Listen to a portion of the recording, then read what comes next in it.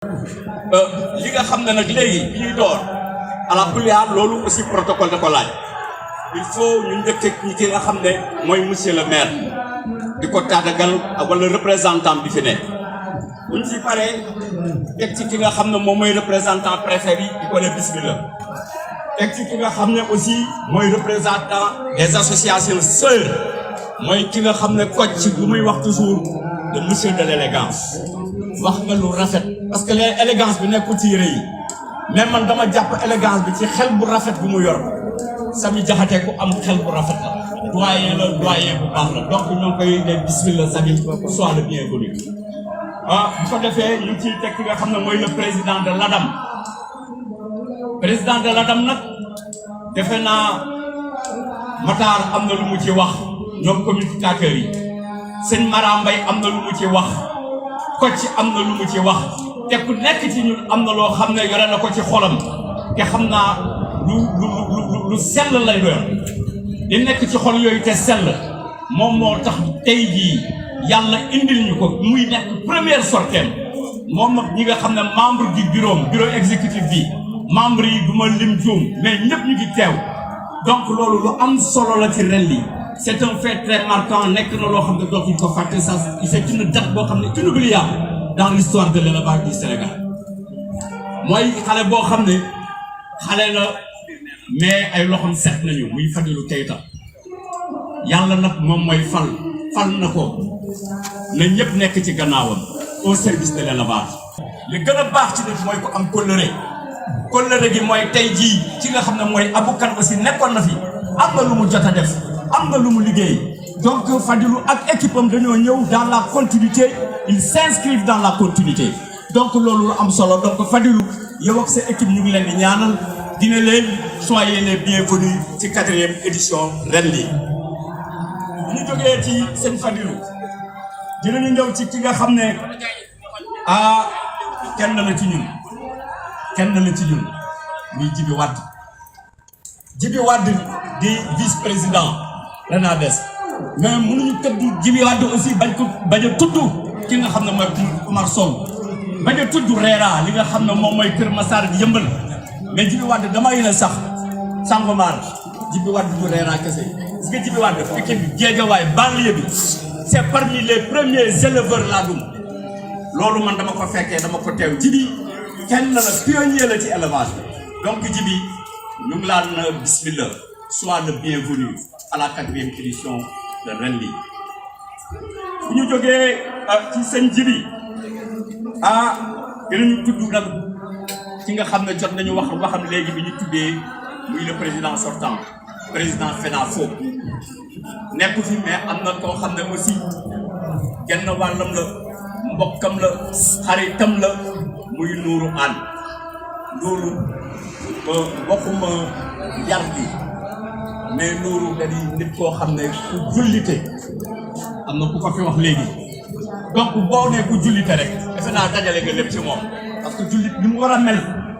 na ko am na ci moom yaakaar bu baax a baax Nourou mën représenter FENAFO donc Nourou ñu ngi lay ne bismillah ci yow sa kër la aussi donc bismillah ci 4e édition pour ren bu ñu jógee foofu ki nga xam ne mooy kilifa élevage ba le représentant le directeur de l'élevage moom la ñu laan ne leen bismillah parce que ñoom ñoo ŋànk li nga xam ne moom mooy cëru élevage ci réew mi te chef de l'état jox leen ñoo ngi leen lay donc bismillah donc à la 4e édition de ren romb li nga xam ne mënuñu ko il faut ci kiw officiel bi ñu wax ci c'est très important ku ci mel ni du ma balaa may àgg ci parrain bu mag bi damay ñëw ci parrain yi nga xam ne ñoom ñoo yore li nga xam ne dañ ko innové ren parce que ren li quand même boo leen xoolee xam ne lii ci ko gis xam ne innovation am na loo xam ne ci 10 box la commencé woon 11 box ñu nekk ci 4e édition te day nii ba nga xam ne sax dañ koo limité pour mu nekk de la qualité pour mu am de la visibilité loolu moo tax ñu dox leen nii donc loolu dañu ne vraiment c'est une organisation boo xam ne ci croix boo xam ne mu ngi yokku bu baax a baax mu ngi yokku te boo ko xoolee barke nag moo ko lal barke weeru koor bi moo ko lal donc boo ko jàng te dëgg xam ne loolu barke weeru koor bee ko lal barke yërmande ko lal donc li nga xam ne mooy docteur Niang docteur Niang gars yi wax na ci yow lu bari catu wuñu la nag parce que maam Abdou doon na wax boo toppee ci mbaaxu nit di ko wax bu wax bu yàggee dafay xamul yoon catu mais nag docteur Niang dafa am lu mu indi ci élevage du Sénégal ci élevage u laadum man je me rappelle docteur Niang bi muy nekk stagiaire laa ko xam moom xam na loolu docteur Niang te loolu léegi ça fait plus de 25 ans 26 ans ñu ngi jëm ci 30 ans yi docteur Niang amul éleveur bu mu jàppale wu anciens yi fi nekk yëpp góor gi gis ngeen góor gi daam bi non damay wax góor gi daam gis ngeen ko mag la tey jii presque mu ngi jege 80 ans mais gis ngeen parce que tuddee nañ ko docteur moo tax mu ñëw bi muy yéeg dañ ko jàpp mënul woon sax yéeg loolu am na lu mu firndeel docteur Niang ku baax la dafa indi vraiment benn apport bu am solo ci élevage sur le plan santé ba pare d'une manière très intelligente mu créé li nga xam ne mooy association bi mu créé xool leen tey jii regroupement bi mu nekk association bu mag nee naa tey jii foire bi nga xam ne ñoo nekk ci réew mi ci foire yi gën a mag ci foire yi gën a visible le foire u docteur Niang bi bokk ñoo ngi koy féliciter cercle des banlieues merci encore docteur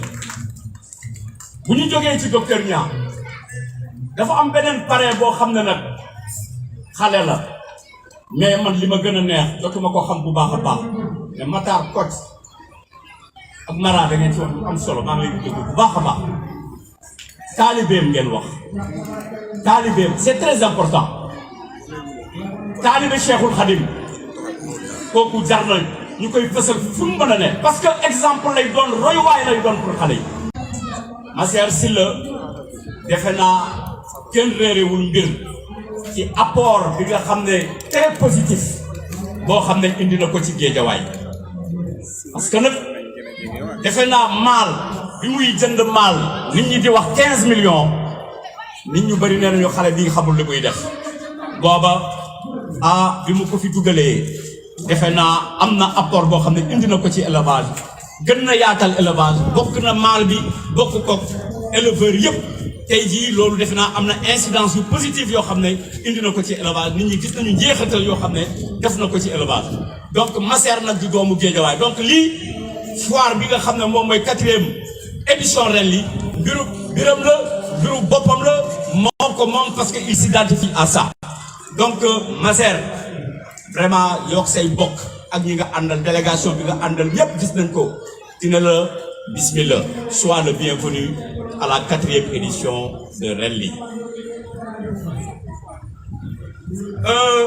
am na koo xam ne nag aussi moo xam ne mënuñu ko bañ a tudd muy Baguette d'Or waaw Omar Touré defe naa defe naa mooy ren li sax ci boppam parce que ren li bu àggee fii loxo Omar Touré mu ngi ci mais Omar bés bu ne dafa xëccu pour ñuy mën a def ndogu yi sa fële mu tuddati société ba ci boulangerie ba mais mbir yi ni muy demee la rek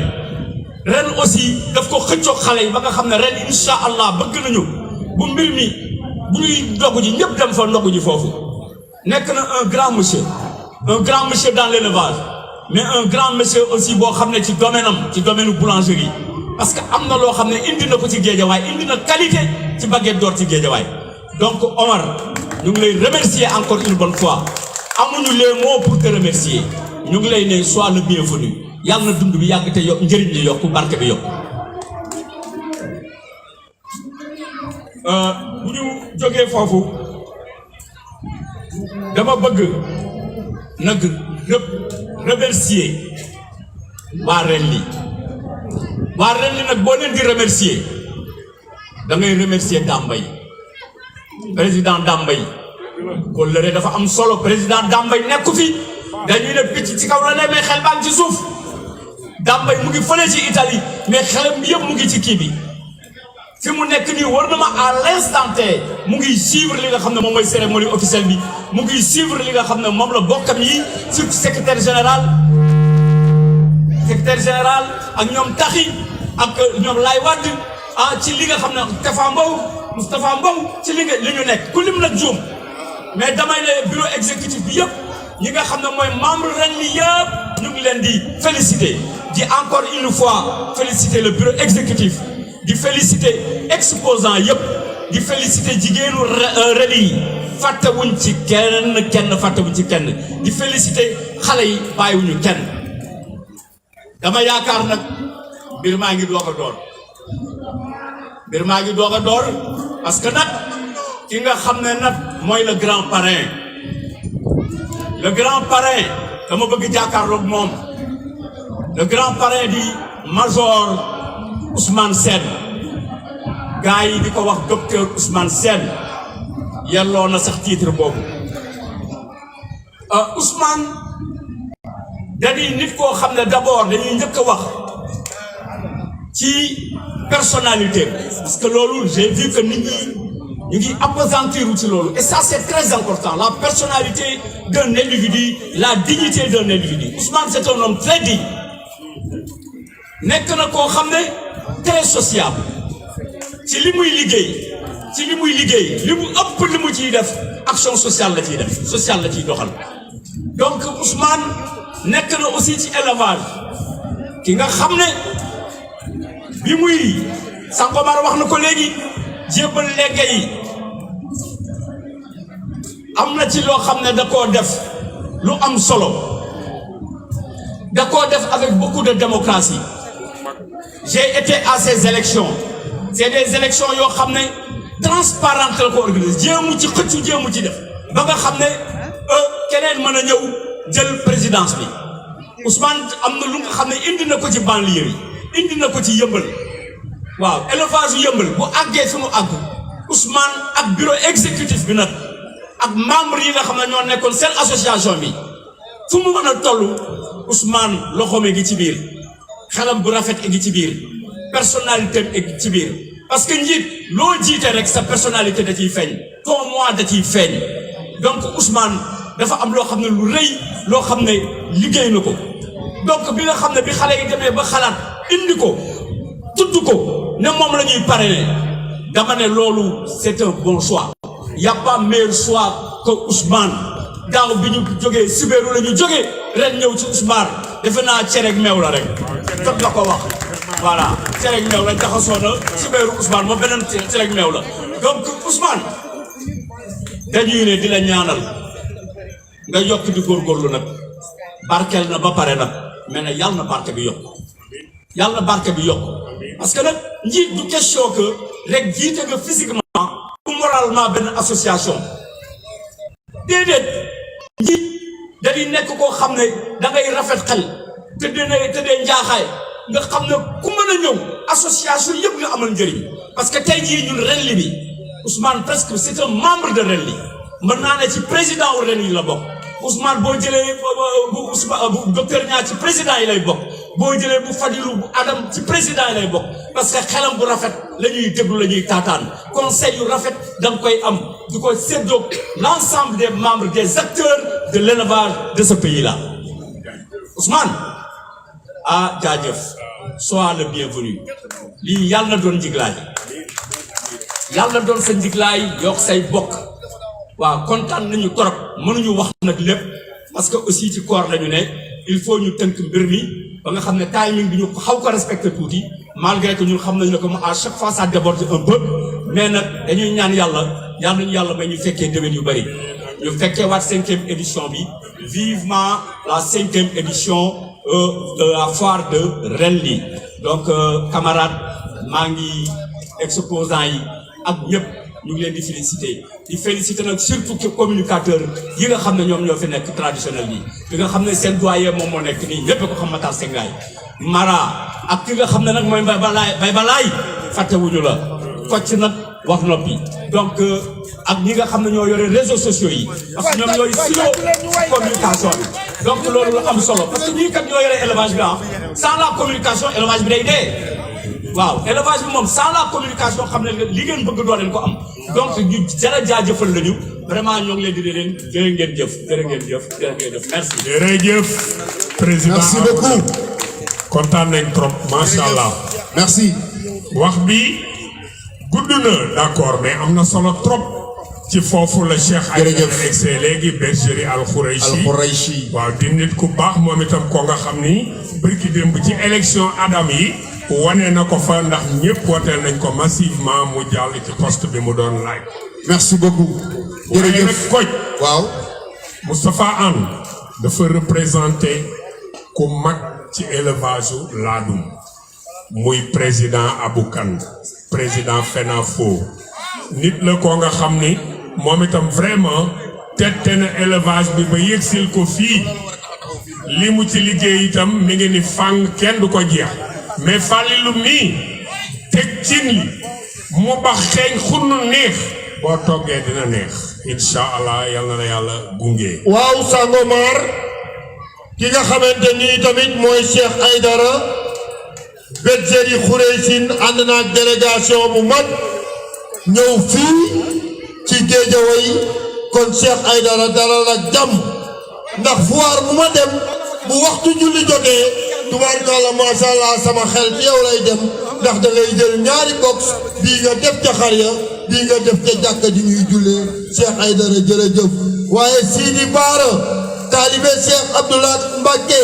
borom daaray kaamil borom kër mag moom jërëjëf. jërëjëf merci beaucoup donc ba léegi rek ñu continuer programme bi ñu ngi ci toftal monsieur Samy Diakhaté mu war a wax ci turu association Sœurs du Sénégal l'élégance de l'élevage du Sénégal tàccu leen ko bu baax a baax s'il vous plaît tàccu leen ko bu baax a baax s'il vous plaît voilà mi ngi noonu merci beaucoup Samy Diakhaté. boo nee Samy Diakhaté sa xel dem ci Mbaye Jacques Diop njoolum yaay Jaba Alaaji Matar Seck Ngaay. waaye nag ni Adèle itam Adèle. merci beaucoup merci Mara Mbaye Jacques nag moom sama papa la woon Alaaji Bara Diakhaté c'est vrai que góor gi Demba Diakhaté di sama papa fële ci Thiès merci beaucoup si rappel. asalaamaaleykum mbooloo mi maa ngi nuyu ñëpp di am mbégte kontaan bu baax a baax di ñëw pour la deuxième fois di wax au nom des présidents d'association. L'année dernière amoon naa occasion def ko c'était Sidibé Diakhaté moo nekkoon le parrain ren aussi ma am opportunité am di wax au nom des présidents ñu koy sant yàlla bu baax a baax si am mbégte di wax ni le monsieur Arona Sall def na fi exposé bu am solo defe naa wax ci ginnaawam dafa na xaw a jafe trop parce que li mu parcourir dafa bari di wax ni ñun président d'association yi mbégte la ñuy am toujours di retrouver aussi événement yu mel ni c'est ñuy féliciter monsieur Dame Mbaye qui est absent mais qui a été représenté par Arona, dignement représenté par Arona. Du coup, nous remercier l'ensemble des exposants di wax ni événement bi d'année en année mi ngi avancé man am naa occasion fekk ko defe naa bi mooy ñetteel yoon ma fi fekk si mais chaque année bi may ñëw damay xam ni mi ngi évoluer bu baax a baax loolu ñun président de l'association yi mbégte dañ ci am bu baax a baax di wax ni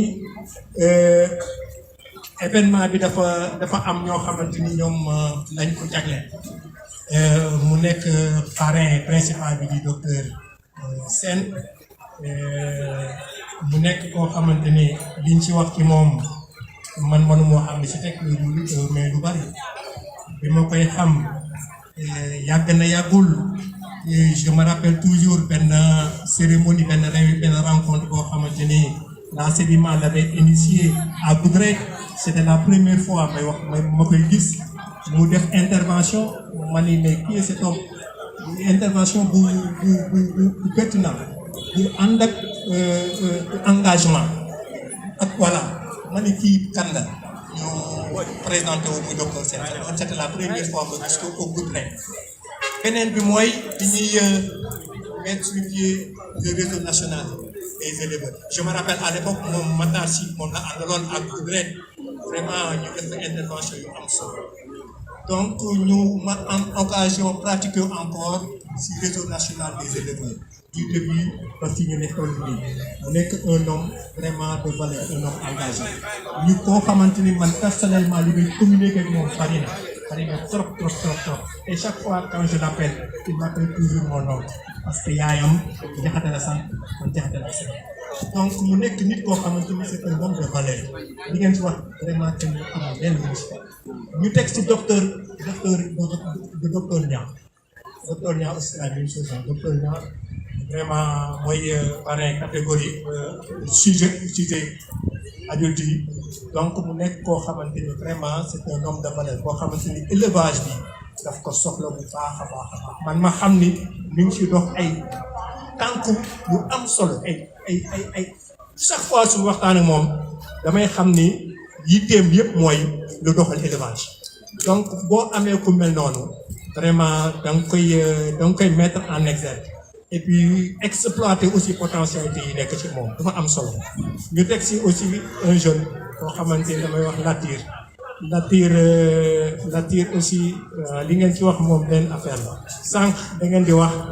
ma ni ko ak laxasaayu taalibe c'est un talibé il est très simple man bi ma koy jëkko gis ñuy mu may côtoyer ma koy côtoyer c'était à la foire de ADR je me rappelle très bien def lu baax rek moo am solo ce jour-là il s'appelle Ciss et moi je m'appelle Diakhaté mais moo ma payé reer daf ne ma président nga bëgg ma amu fayal ma reer ça je m'en rappelle ba léegi donc lu wax tout simplement que ni wax def lu baax rek moom moo am solo mu nekk nit ku baax ku am valeur vraiment ma pratiquer ko ak i déplacé temps yi récemment këram xam aussi ne kilifa dëgg la vraiment ni nga koy gis ne li mu ci des kilifa dëgg di wax si beneen parrain bi muy Massayer defe naa li ci représentant li ci Arona wax lu am solo la man nag bon xawma ko bu baax mais seede yi ñu ci def am na solo parce que koo xamante ni il a pu vraiment investir ay 15 millions ci benn xar donc loolu lu am solo la donc ñu ngi koy féliciter di ko remercier ñu président d'association bu ñu organiser yu mel nii parrain yu mel nii buñ ci jàpp dañuy rehausser événement bi ñu ngi leen di remercier bu baax a baax muy nekkoon foire yi fu mu ci jaar rek parce que innovation la parrain yi ñu ko parrainé woon ñoom ñëpp ñoo ngi ci def seen doole yooyu yëpp objectif bi mooy lan mooy jëmmal élevage bi ñi si nekk acteurs yi si nekk ñoo xamante ni ñu leen di gën a encourager pour que élevage bi jëm kanam ñoo ngi leen di gërëm di leen sant di xool ñu xam ne seen participation am na solo baax a baax du ma jeexal sans pour autant remercier au nom de l'ensemble des may wax à leur nom le président Fadilou Keïta nouvellement élu di ko ñaanal ak équipe bi mu àndal am nañ yaakaar si moom que comme ni ko Arona waxee léegi liggéey bi c'est dans la continuité àdduna noonu lay demee dafa am ñuy initier dara am ñu koy doxal am ñu koy jël ensuite ñu continuer je sais que jamono dina ñëw dinañ ko jëlaat si loxoy Fadilou pour ñu yóbbuwaat ko si feneen parce que c'est la vie aussi noonu la demee mais nag ñu ñaanal nag vraiment une réussite totale te am nañ ci yaakaar j'ai vu les actes posés tout si à travers les WhatsApp etc. mais gars yi ils sont en train de marquer leur empreinte mais je vous encourage vraiment sur cette lancée di remercier ñëpp di féliciter ñëpp di wax ne encore une fois le président sortant Abou comme ni ko ñëpp waxee vraiment ñëpp de connaître nañ fi mu jële woon Adam ak fi mu ko indi mais après ñeneen ñoo ko ñëw continuer c'est ça la vie loo gis si àdduna dafay màgg am après ñëw keneen ñëw et cetera c'est la dialectique c'est comme ça il faut que les choses changent ñu ñaan yàlla nag muy changer di équipe bi fi nekk nag di def loo xamante ne vraiment li ñuy teg bët la ñu am njariñ si élevage ñoo ngi leen koy souhaiter bu baax a baax a baax di wax ni encore une fois j'appelle aussi mais moi mes parents présidents de l'association que le contexte actuel ñu nekk nii il est grand temps qu'on bouge un petit peu ñu réagir ñëpp ñoo ngi jom ñëpp ñoo ngi jooy ñëpp ñoo ngi jooy la cherté de l'aliment les conditions d'élevage yi fi nekk nii les objectifs à atteindre sont là Fadilou bi gis naa sa programme déglu naa ko mais vraiment xam naa ni buñ ko déroulé bon dinañ am ay résultats yu am solo ci leen loolu mais ma ci appelé ñun ñëpp nag sur une large concertation de l'ensemble des associations vraiment autour des grands ensembles tels que la FENAFO ak le RENADES et je salue en passant monsieur Djibi Wade comme ni ñu ko waxee sànq qui est en fait une icône de l'élevage li mu def ci élevage bi kenn dootu ko natable mu Djibi Wade il est pas Kër Massar seulement il est national li mu def ci élevage ak fi mu ko jaarale kenn dootu ko natable c'est l'occasion encore moo koy nuyu di ko saluer di wax ne ko dalal ak jàmm di nuyu en même temps le président Omar Sow bi nga xamante ni moom moo ko fi représenté di nuyu en même temps le président Nourou Anne qui va parler au nom de la FENAFO ñu koy nuyu di ko sant di gërëm ñëpp di sant ñëpp di wax ni encore une fois la fête comme ni ñu koy gisee nii comme ni ko le président waxee et kii bii moom beneen façon foire la foire bii moom beneen facette la ci foire yi moo tax man mbégte laay am toujours boo fi ñëw parce que dangay xam ni fii am na baatin bu ci am li nga si wax moo ci nekk fii weeru koor la nit ñaa ngi fii woor di jaamu yàlla di julli ñu joxe ndogo yi di defee yëpp mais loolu vraiment lu am solo la boo fi duggee da ngay yëg leneen di profiter encore di remercier monsieur Touré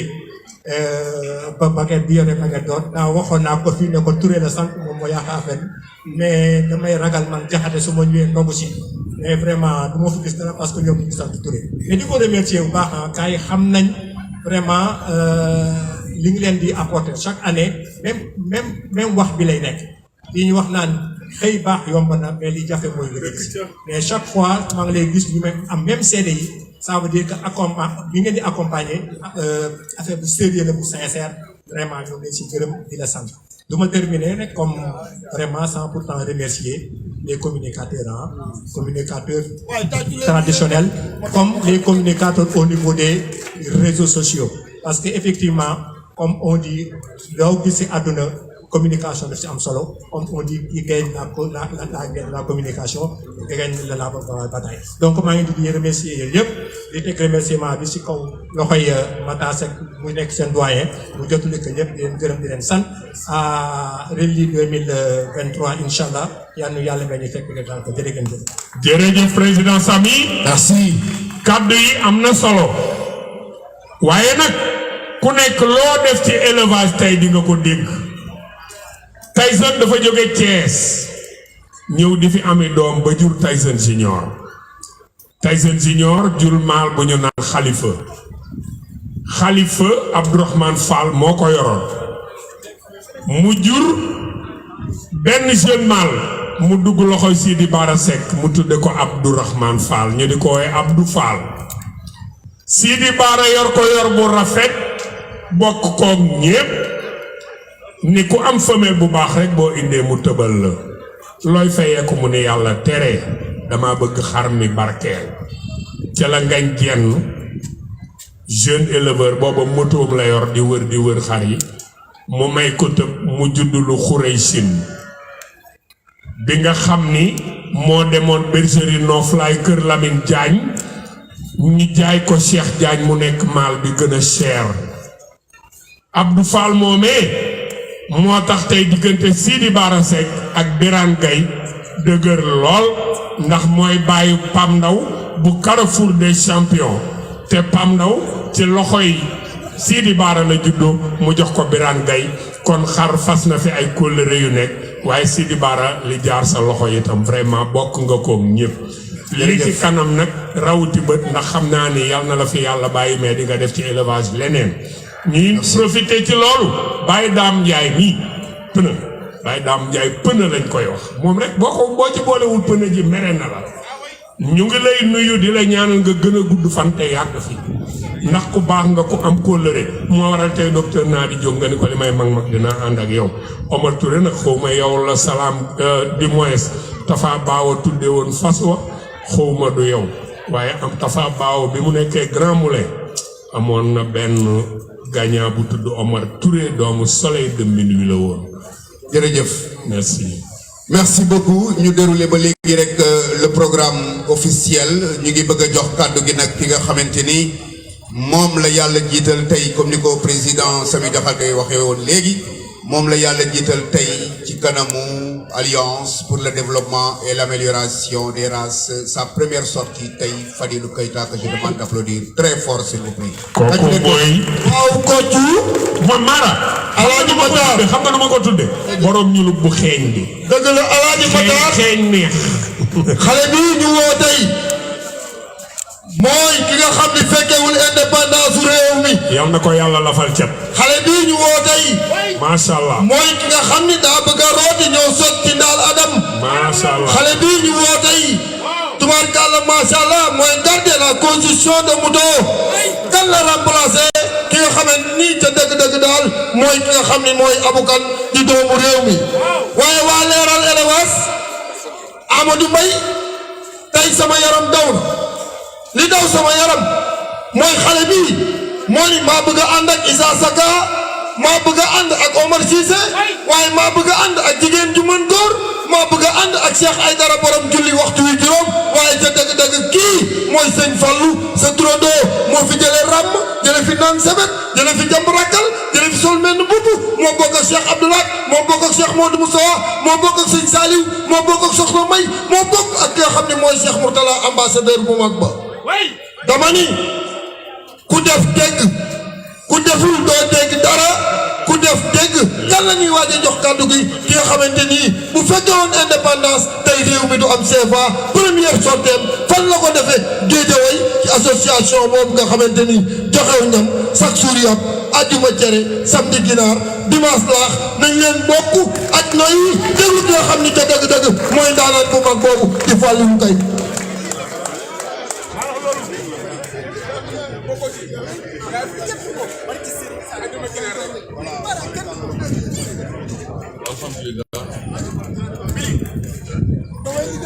والصلاة والسلام على مولانا رسول الله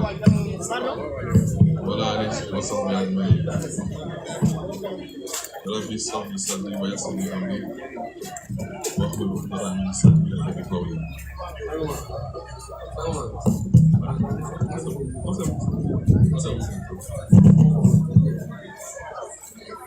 يا حمة الشيخ أحيانا بهذا المحضر وتطفي من أمرة تأتينا بسفري mbooloo mi asalaamaaleykum ñu ngi leen di nuyu yéen ñëpp ci seen tur ak seen sant di am mbégte bu mag a mag a mag a mag teew fi tey balaa maa tàmbalee nuyoo yi dama bëggoon wax ni man suma teewaat fii tey dafa am ñaari nit yu spécial yoo xamante ne dama leen pour ci poste yàlla def tey ñu mag ma nekk sumay kilifa kenn ki ma ta nekk sama papa ma taxaw war a wax ginnaaw ñoom bu ñu amee jëf yu mag yoo xamante ne def nañ ko ci élevage te sax jëf moo ko doole wax donc ñoom jëf nañu sur tous les plans ki ma bëgg a wax mooy le président Kifa Gueye mu nekk nit ku exceptionnel bu ñëpp xam ci élevage koo xamante ne taxaw di ko tagg sax tagg sa bopp la donc jarul may yàgg ci loolu ñu ngi koy nuyu di ko jox wàcc waayam di ko gërëm di ko sant ci jox def yal na yàlla ko dal fanam su ñu ko remercier damay aussi remercier gërëm bu baax a baax a baax au nom de l'association au nom de toutes les associations au nom de des membres du bureau de l'ADAM muy le président Abou Kane nga xamante ne tey moom mooy le président de la FENAFO am jéego yu mag a mag yoo xamante ne aussi def na ko ci élevage bi nga xamante ne moom lañ bokk surtout ci filière ovine bi waaye aussi nit la koo xamante ne tey identité am ci boppam dafa taxaloog identité wu xar au Sénégal donc nit la koo xamante ne bu ñu taxawee fii war a wax pour une première fois dañ ko war a sargal gërëm ko parce que dañoo gëm ni c'est quelqu'un à honorer c'est quelqu'un boo xamante ne dañ ko war a delloo jukkal bu baax a baax loolu su weesoo damay nuyu waa ren bi yëpp nuyu le président le secrétaire général mais yaakaar naa su ma nuyoo le doyen Arouna Sall bi suma papa sunu xarit sunu lépp ci élevage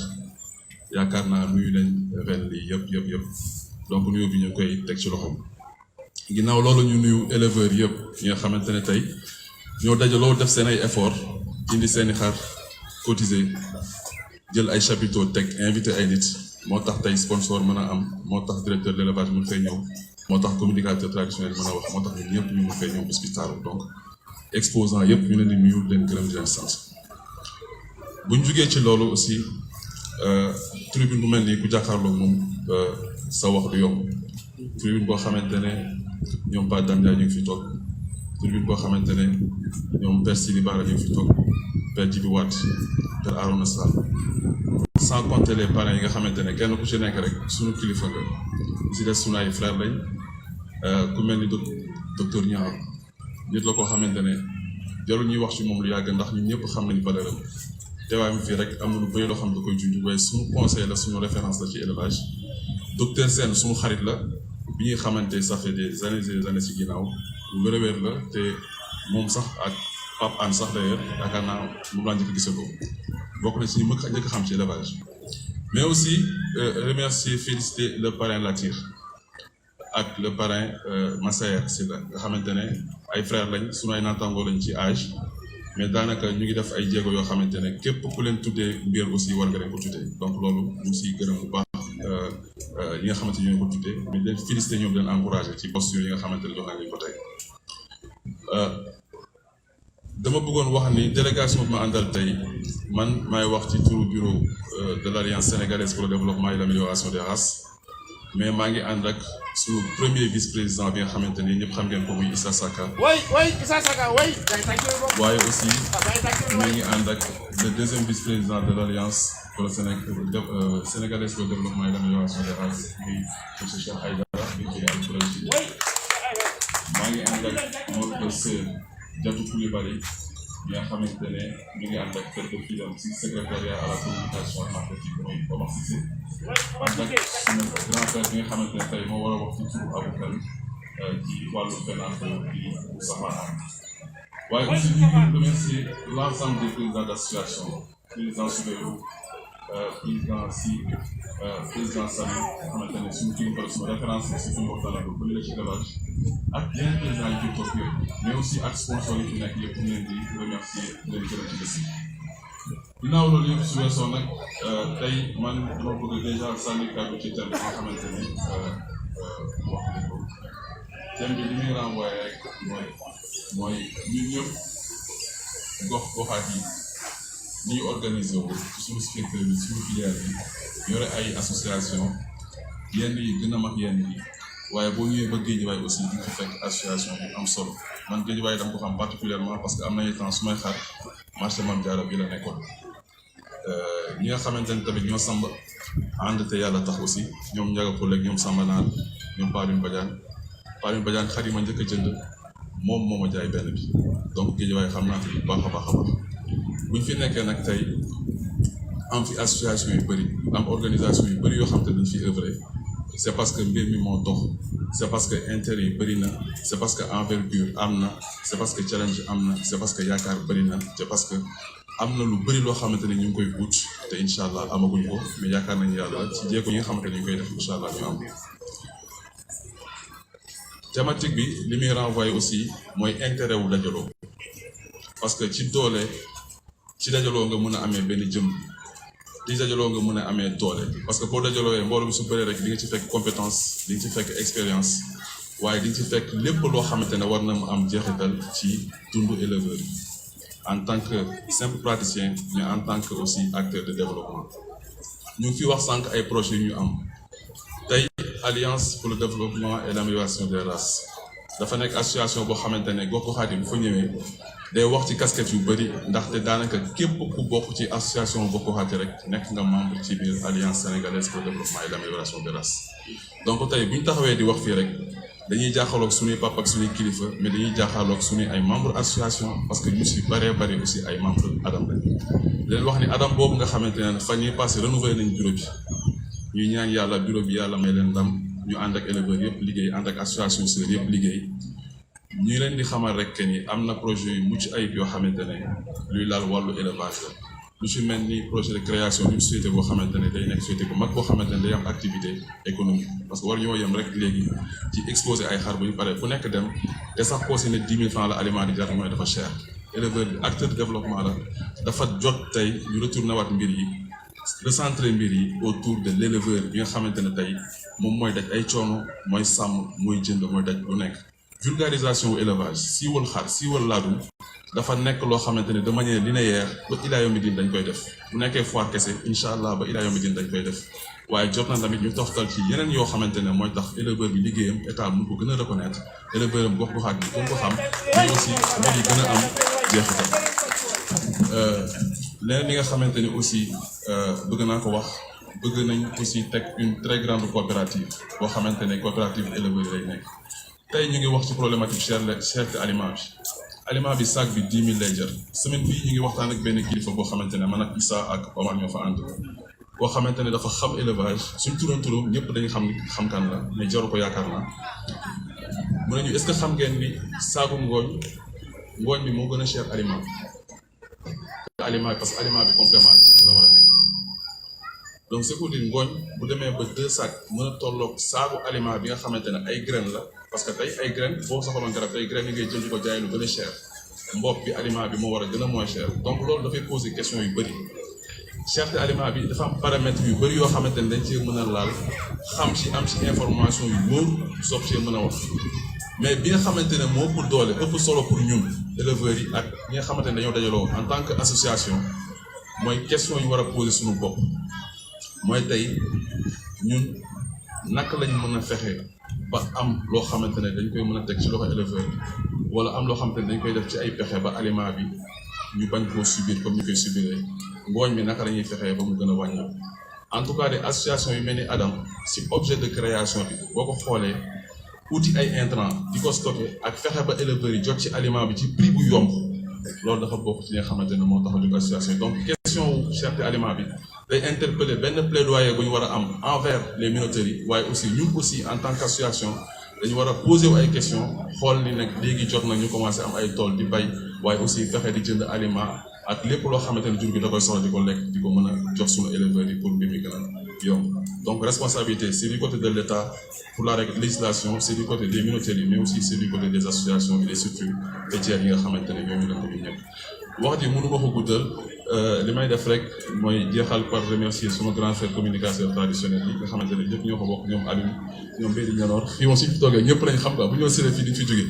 ñu ngi gërëm ñëpp di sant ñëpp xam ni occasion dina amaat incha allah ñu toogaat waxtaan mais xam leen ni fierté bu mag la honneur bu mag la milieu bi ñu bokk si te milieu la boo xamante ne suñu identité def si bokk aussi te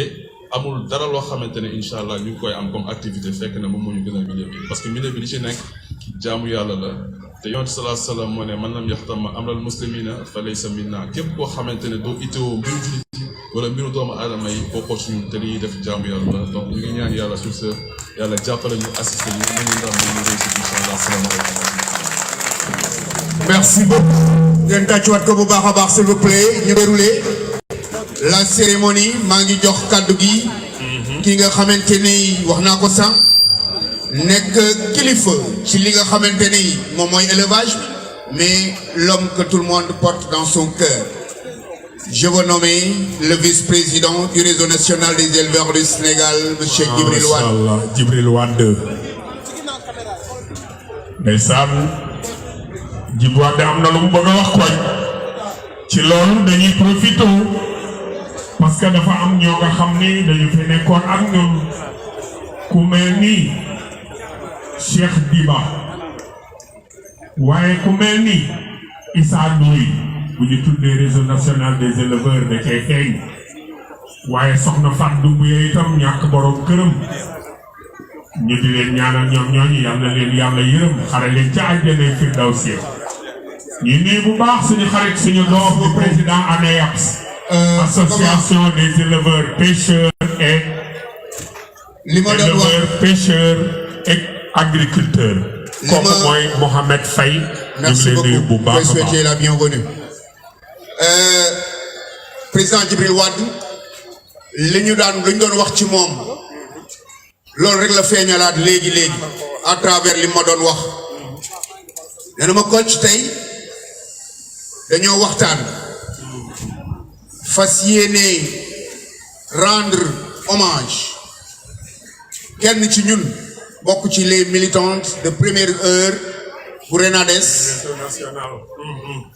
bokk également ci ñi nga xamante ne tey mooy équipe nouvelle bi ñu installé bu Alliance pour le développement et l'amélioration des races tey jii nag ba pare mu nekk également ki nga xamante ne mooy deuxième defe naa vice-présidente wala première vice-présidente bu femme en élevage bu Renades mu ne ma nag tey coach damay jéggalu mbooloo mi di jël kaddu di ko jébbal la grande dame la dame de cœur et de classe la forte personnalité sunu xarit je veux nommer la dame Diatou Coulibaly la battante la guerrière mais grand Djibi la force tranquille la grande dame elle est là mais grand Djibi xamul tax ma lay woowee la wane nga sa bopp nag de cœur et de classe mashallah xamul tax ma naan la Sangomar ma naan ko la dame de cœur et de classe parce que nag c'est une intellectuelle de très haut niveau mais également nit ku baax ci xol mais nit ku am classe bëgg élevage Diatou Coulibaly borom balami yaa ngi ak chèvre tchadien yeeg yooyu ki mooy Diatou Coulibaly race balami ci xar kii moo ko fi siiwal voilà monsieur le maire chèvre boor monsieur le maire Ahmed Aïdara la fierté de Guédiawaye est là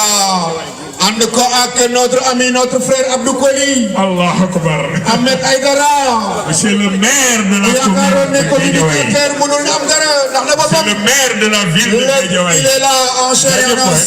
monsieur le maire bu baax ñu ngi koy souhaiter kontaan lool ci monsieur le maire Ahmed Aïdara moom lañ duppee Seydina Mohamed borom barrière or ba Ahmed Aïdara daa root di doon sotti ci ndax Guédiawaye fekkul ndaali fees muy tànk ci def monsieur le maire yaa ngi proximité yaa ngi recensé yaa ngi mobilisé ñëwoon nga daaw nekkoo woon maire ren bi ngay ñëw nga nekk maire kon félicitations monsieur le maire di la wax maire mooy yaayi gox ba bu fay da gox ba da nga daa war a dem waaye tubaarkalla Alaaji Matar monsieur le maire Ahmed Aïdara lan nga leen tey bi nga gisee monsieur le maire mooy yey ñëw ren ndax daaw fii la nu fekkoon mu ànd ak délégation bu am doole booba doonul maire ñu ñaanal ko ni ko yàlla la yàlla def maire tey mu ñëw en tant que maire kon Ahmed Aïdara foire bi defe naa ni vraiment révélation la pour monsieur le maire Ahmed Aïdara ñëwoon na fi daaw ñu ñaanal ko ren mu ñëwaat fi defe naa dafa am loo ci bëgg a wax tuuti ndax ñi mu àndal yaa leen xam te moom it xam naa ni lu nu ko xam-xam yaa nu ko gën a xam ndax mbonaata xam la ca déeg ba moom mi naan ba jàppan ba jërëjëf mbokk yi asalaamaaleykum ñu ngi nuyu ñi ci fekk ñëpp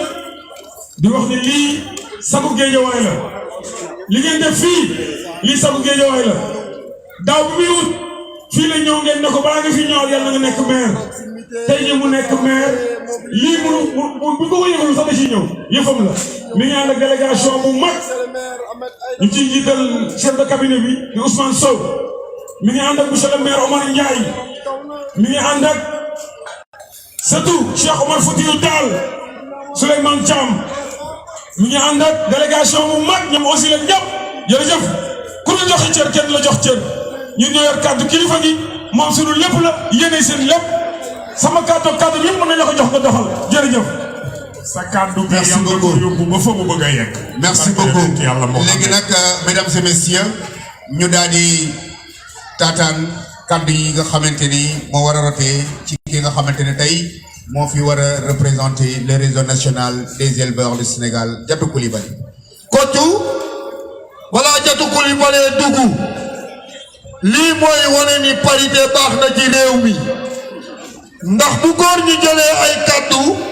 ba daaneel te jigéen jëlul kaddu day mel ni jigéen dañ koo sobental ci réew mi te fii Sénégal la fi la maam Fawade Wele dëkkoon di yaay Malick fi la maam Jaara Buso duggoon di wayjuru ki nga xam ni mooy xaadim mi ci nit ñi wayjuru Cheikh Modou Moustapha Mbacké waaye Jatu Coulibaly mii moom laa leen bëgg a wax tuuti ci moom góor yabu ko jigéen du ko fontoo awra dem kenn ñi megoo ko effacé ci réew mi Jatu Coulibaly am nga jom am nga jutu jàpp nga sa jàmbur bëgg nga lu baax tubaarkàlla macha allah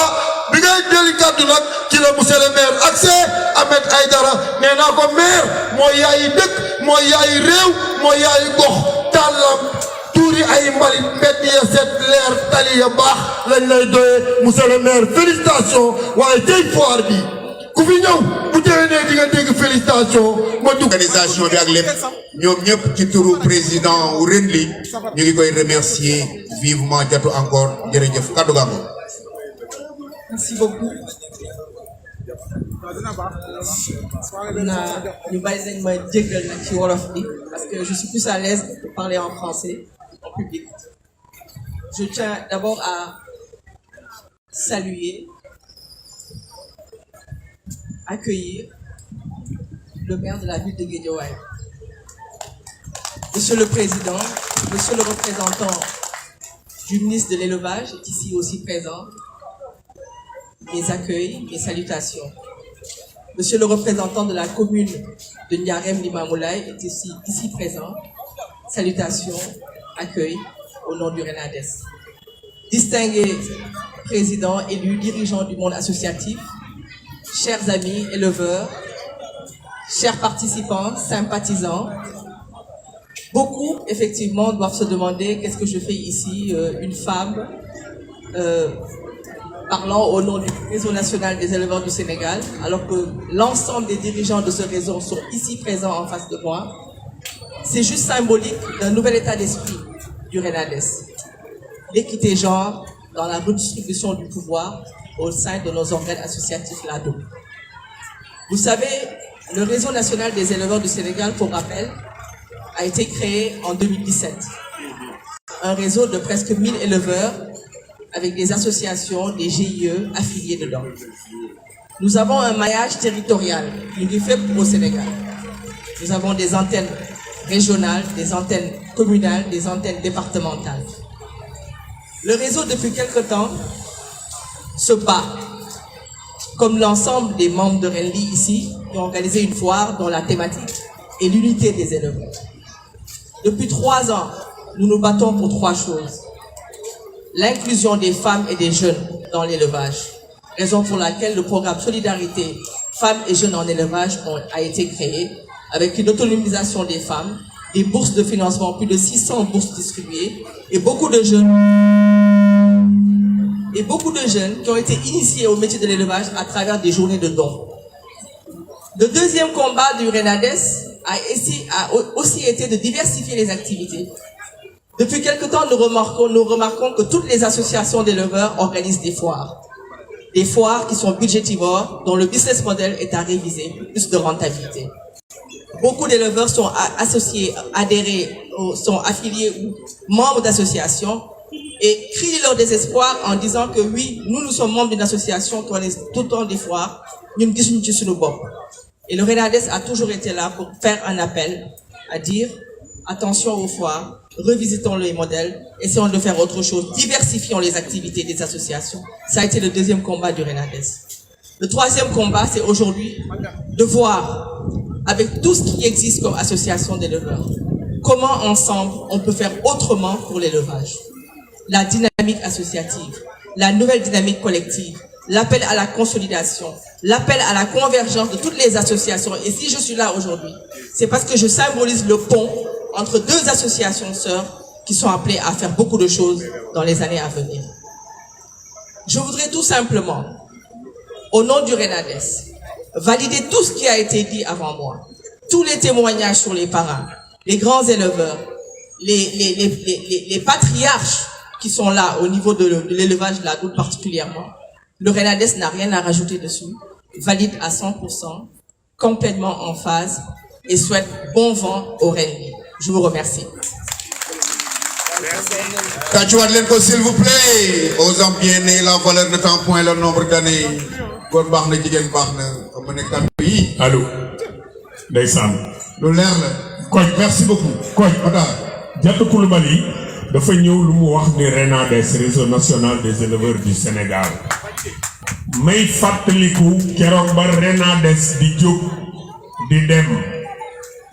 di taxawali association bi dëkk bu ñu dem Diatta Coulibaly mi ngi ci suñu wet kon tey bu ñu ñëwee ba fii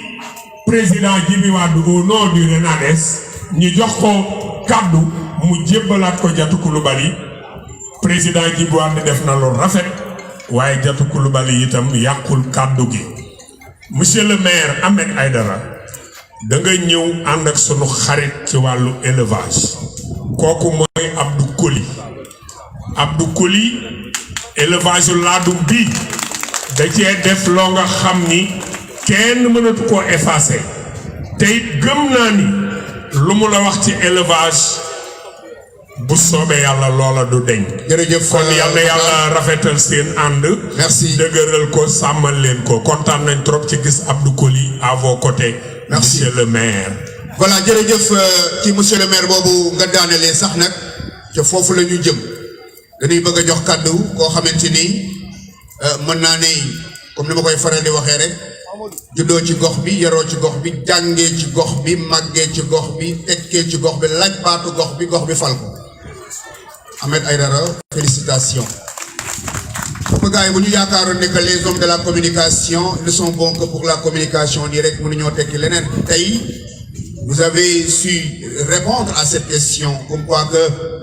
les gens de la communication sont véritablement des hommes de valeur et qui peuvent aller de très loin ci li nga xamante ne moom mooy ci li jëmale réew mi kanam. merci beaucoup encore monsieur le maire. sagal nañu. ngeen tàcc ko bu baax a baax mu ñëw. ndeysaan. ngeen may ko tuuti mu ñëw. ndeysaan. na jooju aya neex way def leen li ñu magal Seydina Muhammad sallallahu alayhi wa sallam. moom la yàlla naa mim hadam dellu mim del yàlla ko njëkk way ci alxuraan moo tax ko way da ngay barkeelu wa innaka laala xulqil aziim Sëñ Bamba nee na lam yabdu mislul Mustafa Muhammadi seen wajaa ran fil baraya samadi madalana al-islaama wal kufra ma wa bi naziyati li kulli zaman yaqudu bi isaari wal baatini man ata'uhu lillahi fi kulli zaman xidmatu ku gën a bëgg Sëriñ Tuubaa defal ni ñu màggal ko xidmatu anil xuyaba asabat wal itixamatan wasawan wa xabat libana kunul Mustafa reisa li kulli man xad fari rosa ful xadamaaw fa xukuri raxaba minu saal xura kul aman xaba muhammadun misaalu lam yaati fi mamada wa abadan la yaati jërëjëf. na yàlla def tawfiix amiin. li waral ñu way yonent bi mooy ñun yonent bi rek lañ bëgg dalay te bàyyam moom la ñuy way ba faatu Abdul kon bu ñuy jox surtout Seydina Mohamed Xaasim Abdel faaw Manaf ñu way Seydina Mohamed Xusey Kilaab léegi nag kun lu way nadar ki naanata Xusey Mataak mu dëkk. wàcc ma daan naa la wóorul macha allah. ku daan kaw lay féete kii ñuy waaj a jox kàddu gi Géejawaay jéppiwu ko kii ñuy waaj a jox kàddu gi képp koo xamante ni taskatu xibaar nga wala ngay communicateur war nga koo jël def ko référence def ko idole kii ñuy waaj a jox kàddu gi kan lañ ko duppee ki nga xam ni moo àndoon ak Ababacar Ousmane Aline Omar kookoy kan Muhammadu Rasulullah borom barrière bu or ba tëdd Medina dama ni waa leeral kii ñuy waaj a jox kàddu gi mooy Ahmed Aïdara Ahmed Aïdara tey bu éleveur yi xewlee nga dagg sa yitte ànd ak sa délégation ñëw fii tubaarkàlla macha allah daaw bi nga fii ñëw takkoo woon ndoom ba tànk li ren bi nga fii ñëw tubaarkàlla macha allah prêté nga serment jiite li nga xamante ni mooy Géejawaay yéen bi yàlla na woyof Ahmed Aïdara askan wi nga fi nekkal Ahmed Aïdara ñi nga xamante ni dañoo majeur kenn du leen wax soxla nga fi nekkal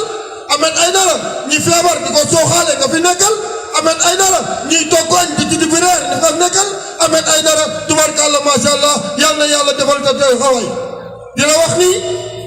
fii nga ñëw association bu jar a jàppale aw ñoom la ñuy joxe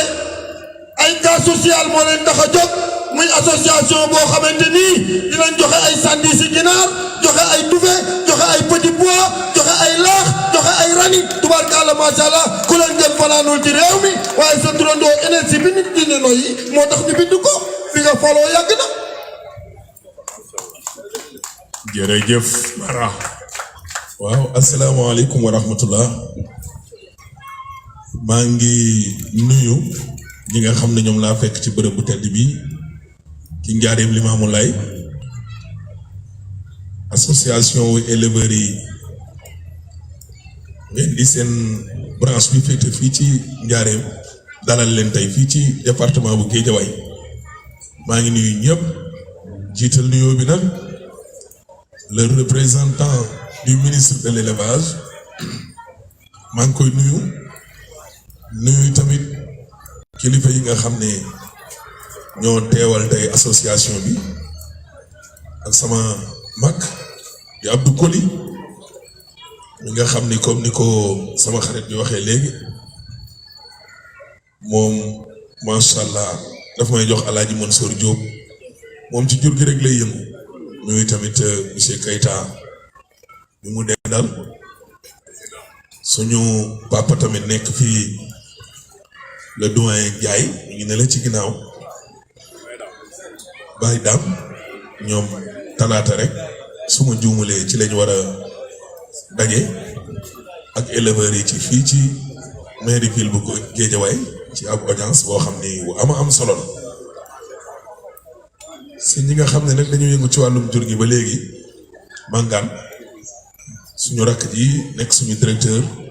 di Khalifa Gueye bokk ci loxo ndeyjoor yu maire Aliou Sall nekk directeur de division ci ville bu Guédiawaye mi ngi nii toog tax na ba ci première tranche bi ñu bëree xale yi ñu ngi bu ñu bëggee tey affaire élevage moom mii moo tax foofu ci biir golf ak li ko wër maa ngi koy nuyu di ko gërëm di ko sant ci yar gi mu uuteeg suñu genre gi nga xam ne léeg-léeg ñu dem ak xadar waaye nekk nañ fi juróom-ñaari at ci terrain politique bi waaw mu koy rafetal rek ba yàlla dogal tey ñu bokk fi ñuy liggéey mu nekk fa directeur yàlla dogal ma nekk fa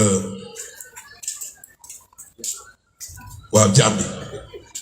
jawrin parce que ñoom ñoo ma gën a dëgër place dama Khalifa Gueye les travailleurs les agents li ñu naan les hommes passent les institutions demeurent ñoom ñii seen place a gën a wóor sama bos ndax ñoom moom da nga leen di àppal juróom-benn fukki at retraité yow moom juróomi at yu ne ñu ne nañ xool ba xam di nga fi toog wala doo fi toog te ci juróomi at yooyu sax la mairie est un démembrement de l'État ki jiite réew mi di président de la République askan wi dañ lay natt balaa juróomi at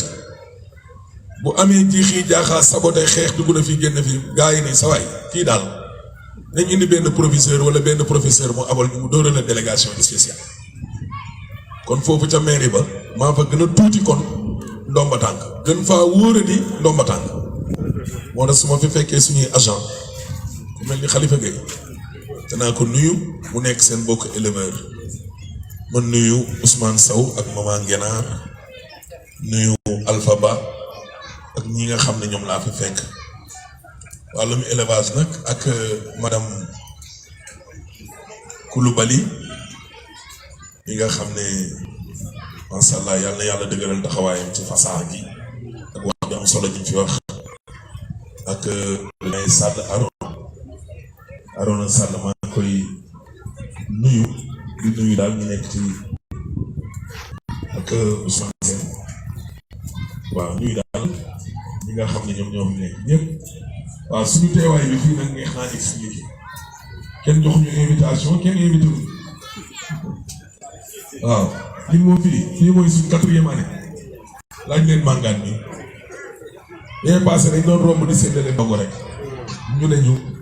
éleveurs yi ñu ngi ci biir daaw la ma Abdou Koli indi ren tam ñu dajewaat fii ma ne ko nañ dox dem dañoo dox sax fee lañ doxee di ñëw wàcc mbartal bi waaw dañoo dox rek ñëw kenn na invité wuñu ren nag suñ carte nag màngaat moom Khalifa Gueye moom la ñuy teg toor bi waaw ndax ñun daal invité wuñu madame Coulibaly invité wuñu de waaw madame Coulibaly tam kenn invité wu kon jeex na waaw bu ko defee nag loolu dafay màndargaal ne ñun waa Guédiawaye ñun ñëpp benn lañ xam nga fekk xewu jàmbur rek daal di dugg ñu teg la ca kaw loolu weesuwul teraanga waaw bu ko defee nag ñu kontaan ci suñu communicateur traditionnel le doyen Sangomar Matar Seck mi l'homme de la 2S l'homme de la RTS waaw nit ñi dañ lay seetaan kontaan dafa am ñoo xam ni yàlla daf leen may fasaxa bu ñuy wax ñëpp ay kontaan waaw yàlla na la yàlla taxaw waaw wàllum élevage bi nag fii ci Sénégal moom acteurs yi nit ñi mënuñ leen a fay damay dem ci xar yi di dem ci fas yi mais dama ne éleveurs yi ñii amour moo leen fi bàyyi mais du xaalis benn fas boo xam ne dañ naan la waa ji gis na fas bi li ko wër nii rek 6 millions ma ne mi te ku gañee enveloppe amour xar yi nga gis fii ñii toog fii nii buñ leen expliqué woon li sama gaañ yi di dépensé dañ naan non kon am na lu ne ci ginnaaw mais lii mënul nekk rek xanaa bëgg rek élevage bëgg tur gi ma ne amour passion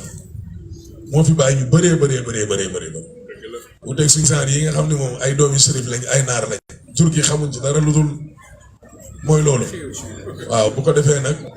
ngeen mérité soutien en tout cas la ville de Guédiawaye moom pare na comme ni ma ko waxee sama papa Dame Ndiaye talaata lañu waroon a daje ak les éleveurs ñu waroon faa ñëw ville ba pour ñaanal ñu waaye tamit ñu xool ñu nag ñoom nan la ñuy liggéeyee fii parce que liggéey bi yaatu na sant ñëpp nag gërëm ñëpp bañ fii ñëw dara xew sëñ te buñ ñëwee ñu jox ñu micro màngaan ngeen mënoon wax ne ñii nii sawaay yi dañuy xatal rek ay politiciens lañ yoo xam ne saa yi buñ ñëwee ñu jox ñu micro teral ñu dem teraanga newul xaalis kese kon ñun suñu élection bi éleveurs yi am na luñ ca def mbooloo mu tal nii nga koy dajale te chaque année ñu indi la nga wax fi benn kàddu dem lu mu bon juróom wala ñetti nit dinañ la fi bëgg kon nag ñun sant nañ leen gërëm leen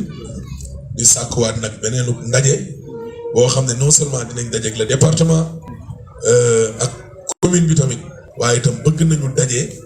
ak association nationale moo xam ñun ñoo leen di fekki wala ñun dañ leen di recevoir at fii nii si Guédiawaye le président est là waaw Fadilou Keita kon loolu moom moo ko moom bëgg nañ nag dajawaat ak ñen waaw ba pare mu nekk doomu Guédiawaye en tout cas am nañu mbégte baalu ñëpp àq aussi ci koor gi baal ñëpp àq di ñaan yàlla lépp luñ fi jaamu ak carême bi suñu mbokku chrétien yi yàlla nangu ko bi jaay Seydou Diouf sallallahu taala alayhi wa sallam merci beaucoup. Je vous demande d'applaudir monsieur le maire bu baax a baax. monsieur le maire am nañu doléance pour yow. wax na lépp teg ku ko gis ku dégg kàddoom koj xam ni mi ngi suivre réew mi. monsieur le maire yal na yàlla woyofal yan bi ci sa kaw. ndax Khalifa Badara Gueye mii nga fi tudd. ni ca mairie ba la nekk. lu mu def ca mairie ba rek def na ca laadum yi lu ni toll moo ko way juram. merci beaucoup. juddu vraiment nous sommes contents de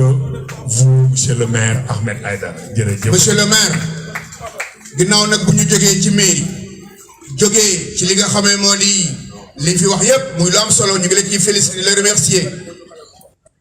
les communicateurs de l'élevage du Sénégal nee nañu 2A wala 2A TV bëgg nañu élevage na ci élevage bi saf-saf c'est vrai que nag toutes les télévisions au niveau national aimeraient avoir de très belles émissions d'élevage. Mais nous avons choisi de travailler avec 2A TV, Inch'Allah. Ma jox la kàddu gi ci loolu. ma ne loolu c'est acquis. On tàccu leen loolu c'est acquis. Merci monsieur le maire. Oui. ñu ngi lay remercier. alhamdulilah. di kontaan ci yow bu baax a baax. mais Kocc nag li nga def fii xamoo ko. ndeysaan. 2A TV. dafa ubbi. dans la minute. mu am 100 000 abonnés. waaw loolu la yàlla dogal. kon boo fexee ba élevage dugg fa monsieur le maire ne la c'est acquis kon nag li ci def. monsieur le PDG foofu. monsieur le président directeur général de 2A TV. merci beaucoup mesdames et messieurs. léegi nag avant ñuy dem nag jox kàddu gi nag ki nga xamante ne mooy borom bés bi. ki nga xamante ne coow li lii lépp moom la ñu jël rendre ko hommage. dañuy daal di joxe nag comme d'habitude teranga yi joxe ay quelques teranga yu ndaw rek bu ko defee nag président Arouna Sall. waa Kocc.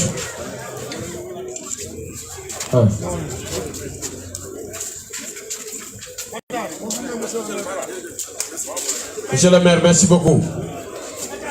Monsieur le maire Ahmed Aïdara. Renli regroupement des élèves de Ndiarème Limamoulaye mi ngi lay remercier. voilà. Kocc. jërëjëf. léegi nag. merci beaucoup. jërëjëf. maa ngi jox kàddu gi. les représentants de la Fédération nationale de la filière ovine, Monsieur Moustapha Anne, ci yar bi, ci teggin bi, ci dal gi, waaye ci mbaax gi ak xam-xam bu sell. Je vous demande de l'applaudir très fort. ci instant boobu la Massaer Sylla di yegsi. jërëjëf. le parrain Massaer Sylla mooy yegsi noonu. jërëjëf Kocc la bienvenue. Kocc voilà monsieur Moustapha Anne. Kocc. waaw. kii ngay jox kàddu gi. di Moustapha Anne. maa ngi lay xamal ni. nit ku bëgg boppam a ngi nii. mooy borom bergerie Tilléré. n'est-ce pas. lu waral Tilléré. Moustapha Anne ni Tilléré mooy sama dëkku cosaan. kon nit bu fonkee cosaanam. d'abord nit ku baax la. li ci des mooy. noonu nga fonke sa cosaan. fonke ko say mbokk. noonu nga fonke sa bopp. noonu nga fonke doomu aadama bu mu mën a doon. man de je le dis haut et fort. fu ma dem je dis que Moustapha Anne est mon ami. parce que vraiment gis naa ni ku neex a àndal nga gor nga ku bëgg say mbokk nga. ñuy wax loolu nag ci turu Adi Anne nii di sa rak nga xam ni vraiment mënoo dem fenn ba ko fi. yal na leen yàlla defal gudd fan. seen sikkim yi yal na dem ba àndandoo weex tal ci barke yonent yàlla Muhammad jërëjëf. jërëjëf Kocc. asalaamaaleykum wa rahmatullah. mbooloo mi maa ngi leen di nuyu bu baax. kenn ku nekk ci turam ak santam. di beral nuyoo bi nag suñu kilifa yi nekk ci kaw podium bi suñu mag yi autorité yi fi nekk di nuyu maire bi fi jóge léegi vraiment di wax nag au nom du président de la FENAFO muy Abou Kane di yëgal mbooloo mi ne vraiment Abou Kane bëggoon na ñëw mais dafa am empêchement ci loolu nag la ñu jël ci kàddu ci turam kàddu yi nag ay kàddu nuyoo la kàddu gërëm di gërëm association Rendi ci invitation bu mag bi mu defal acteurs yi initiative bi nag di bés bi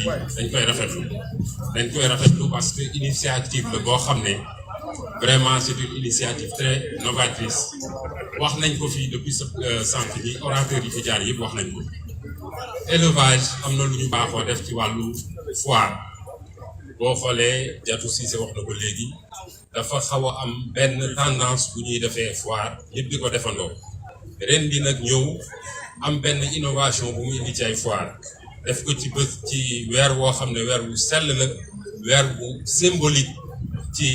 suñu société muy weeru koor mu am nag ñaari symbolique man yi ma ci gis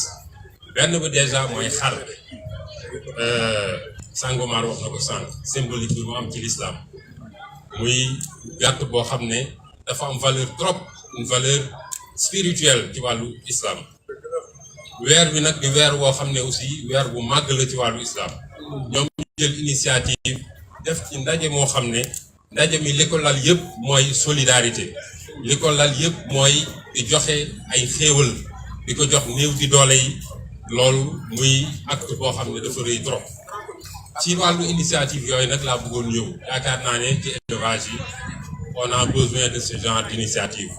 pour rompre avec vraiment tradition bi ñu am boo xam ne homogénéisation la ci wàllu élevage tradition boobu war nañ ci rompre parce que Jatu wax na ko sànq dafa mel ni tey jii d'ailleurs thème journée bi da ciy renvoyer aussi mooy la réunification des forces vives de l'élevage aujourd'hui gis nañ ne association yi bari na initiative yi bari na mais élevage bi dañu soxla synergie li ñuy wax synergie ñoo bokk gis-gis tey jii jataay bi wane na ko boo xewlee boo wootee ñëppay ñëw ñëpp ku ñëw aussi initiative xol bu sell nga ci ñooy donc benn déclic bu ndaw moo ñu dese pour que ñu mën a booloo xalaatandoo vraiment yenn dispersion yi ñu wàññi ko loolu nag ci laay woo nit ñi loolu li koy gën a faciliter li koy gën a yombal mooy regroupement yu mag yi waa yu mel ni FENAFO tey jii FENAFO association bu fi nekk la majorité ay membres FENAFO lañ te FENAFO mission am mooy taxawal éleveurs yi fi nga xam ne association yi mënuñ ko taxawee tout ce qui est dynamique commune loo xam ne daal activité la boo xam ne benn association donc mënu ko mootee fédération filière bi mën ci taxaw pour jëmee ko kanam loolu nag moo taxoon tey xam naa du ma guddal ci wax ji parce que ñu ci bëri wax nañ ko am na projet yu bëri yuñ fi wax ay initiative yoo xam ne buñ ko toppee dina am jeexital ci élevage bi loolu nag li muy laaj mooy booloo li muy laaj mooy dispersion bi am ci biir association yi ñu toog dajaloo xool nan la ñuy waxtaanee ba problème yooyu ñu mën ko dépasser ñu mën a am ay taxawaay yoo xam ne ci biir réseau yi maanaam RENADES wala FENAFO ñu xool nan la ñuy doxee ci jéego yooyu pour que vraiment action yi ñu mën a def ñu koy defandoo di xàccandoo di dóorandoo voilà tey nag moom vraiment sama kàddu mënu ci sori trop parce que vraiment sama jël parole tey c'était pas prévu mais dama bëggoon wax rek ci turu Abou Kane di féliciter les organisateurs di leen remercier ci initiative bi di wax asalaamaaleykum wa rahmatullah. merci beaucoup tàccuwaat leen ko bu baax kàddu yi rëy na for na ñu ngi bëgg a jox ñu ngi bëgg a dem nag ci la remise des distinctions ak cadeau yi ki ñu war a njëkk a décorer tey balaa ñuy jox kàddu gi nag nga xamante ne mooy borom bés bi di borom événement bi ndeysaan ki ñuy njëkk a décorer mooy monsieur Harouna Sall ndeysaan maa ngi woo Harouna Sall monsieur Harouna Sall Massayer Silla di woo monsieur Latir Cissé docteur Niang ndeysaan tey pareil waaye maa ngi gërëm sama caméraman bu jigéen bii di leen wax ni Omar Cissé sama sponsor bu mag bi maa ngi koy nuyu Omar Naam Cissé Issa Saka nit mën na laa ëpp waaye Fallou Keita ku la gën fanaanul ci réew mi ci Fallou Keita fa nga jëm ak man leeral voilà jërëjëf léegi nag waaw kon di invité ndeysaan nee nañ taxawaay bi nañ ko organiser Omar Naam Cissé Issa Saka ana Ali Thiam wala Ibrahima Sy Ibrahima Sarr kay Jatu Naam Coulibaly la ilaha illallah Grand Médoune cey Guédiawaye Jatu Naam Coulibaly jigéen ji mën góor ànd ak Omar Cissé ànd ca dëgg-dëgg ak Issa Idrissa Saka ànd ak nga xam ni mooy Fallilou Keita président yomb na waaye président bu jàng alxuraan a jafe voilà tey garder la constitution de mon ñu jox monsieur Sarr rek mu décorer ñu sunu parrain yi ñi ngeen gis nag ñu taxaw ñoom ñooy parrain wu 4e édition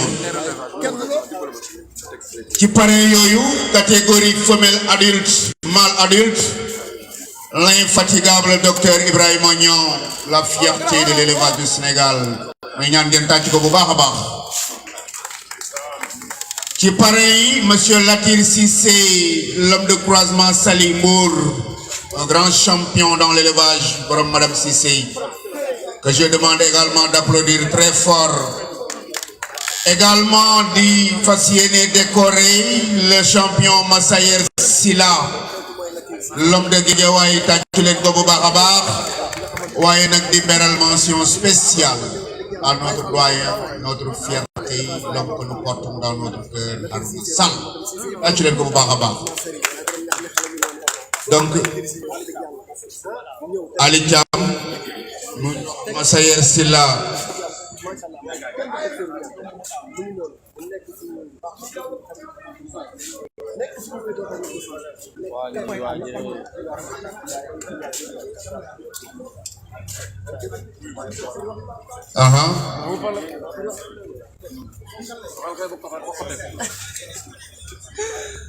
voilà mu jox Massayer Silla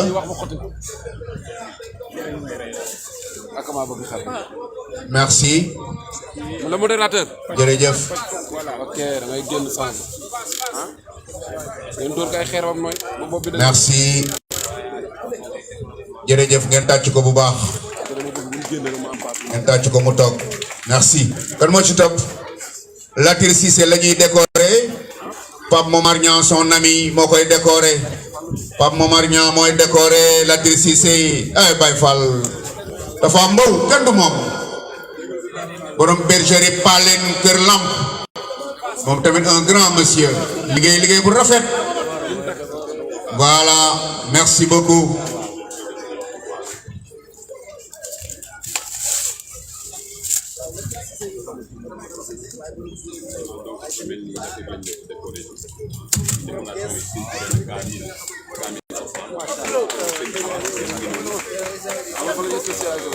ah mu tedd ki macha allah mu décoré ko nataalu ku tedd ki Xaadimu Rasuul jox nga ko lu mu bëgg waaw lu mu def ci xolam macha allah merci beaucoup et félicitations jërëjëf ñu ngi jox kàddu gi Fadilou Keita ñu ngi koy woo le président de l'ADAM Fadilou na ñëw mu ne docteur Niang d'abord dañuy décorer docteur Niang mais nous demandons à Fadilou mu wàcc docteur Niang Fadilou mi ngi ñëw merci beaucoup docteur Niang moom itamit jox ko loxo bi machallah félicitations pour cette 4e édition les jeunes là ils ont été bien conseillés ces jeunes là ils ont été bien conseillés les conseils yooyu yéen ma jaaru na sall parce que booy inspiration bi ñu am ak liggéey bu rafet bi ñu def c'est vraiment magnifique et pour que ñu mën a réussir lenn li il faut qu'il y ait un grand homme derrière merci beaucoup ñu baax jox leen lu baax merci beaucoup ñu jox Sibé Diakhaté Fadilou Diakhaté voilà Fadilou Keita le président de l'ADAM mi ngi noonu ñu ngi koy décorer merci beaucoup félicitations président jërëjëf merci su ko defee nag ma dalal Massayer dem na dalal nañu Fadilou Keita Massayer Silla monsieur Sibéru Diakhaté Sibéru dafa mel ni bu fi nekkul dañuy woo Jatu Coulibaly mu ñëw représenté ko Jatu Coulibaly ñëwal nga représenté Sibéru Diakhaté voilà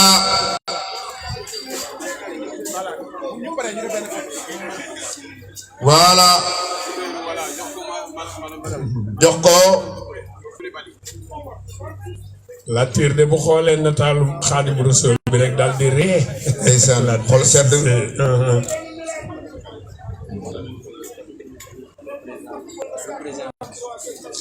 jërëjëf. Lamine Konaté bergerie du millénaire. jërëjëf. kan moo ci topp. monsieur Omar Touré baguette d'or. Omar Touré baguette d'or. Omar Touré. daaw de def na fi teraanga yu rëy fii. ci turu baguette d'or. merci beaucoup. ndeysaan. il passe inaperçu. ma ne ko il passe inaperçu Omar Touré. oui ndeysaan.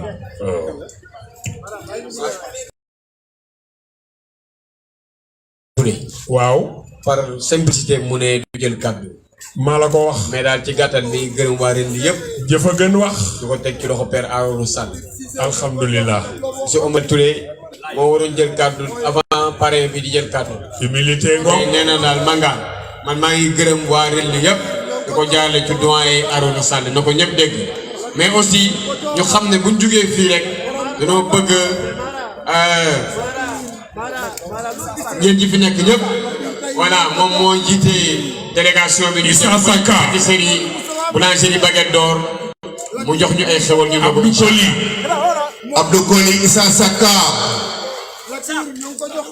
ndeysaan Massaer Sylla ñu ngi lay nuyu ci turu xar. laadum suñu xarit. laadum li mu ñu defal dafa rëy Kocc. waaw. oui. Issa Saka voilà. laadum ak Abdou Koli. lay. voilà ñu décoré leen. yaakaari Yaya Am yaakaari Mor Ñaa Maxwa maami Serigne Moussa Mbacke Mamadan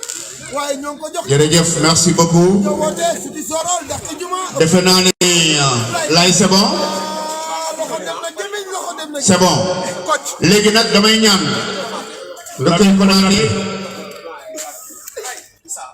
waaw Lamine Konaté mën nañ ko jox Issa Saka wala Abdou Koli koo ko ci jox mu dem. jox ko Abdou Koli nee na. bergerie du millénaire. jox ko Abdou Koli.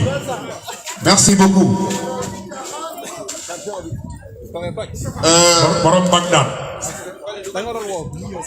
Lamine Konaté ku ci topp. donc kan moo ci topp après Lamine Konaté. Maïbra Diagne. Maïbra Diagne. ndeysaan Maïbra Diagne. décoré ngeen ko jara décoré Maïbra Diagne ak a teral élevage teral éleveur teral communicateur Maïbra Diagne. kan moo koy jël. ah docteur Sène. dëgg la xaritama. ñoom ñaar ànd nañ ci ay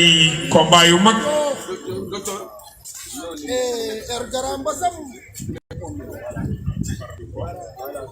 oh leeral Latir ñoo ngi ko jox tey ki nga xam ni moo taawloo sëñ Modou Moustapha bàyyi Serigne Fallou ak Cheikh Abdoulaye Latir ñoo ngi ko jox ki nga xam ni Serigne Saliou ak nasaraan. Maïbra Diagne de ku ko jox sëñ Saliou wàccoo nga ak moom. macha allah. ndeysaan. ndeysaan.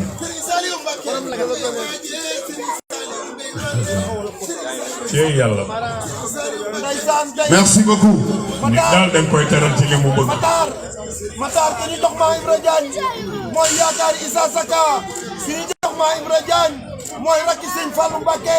ki ñu jox Maïbra Diagne kooku mooy sëñ Saliou borom bu ma gëstoo gisuma la taxaw xaar la sëñ Saliou borom jàpp Moustapha Anne. borom Doka Moustapha Anne ñoo jël pour Abou Kane. moo ma tàggale pour Abou Kane. sëñ Saliou Mbacké oh moo ma ne woon Mara ixma laa lay ñaanal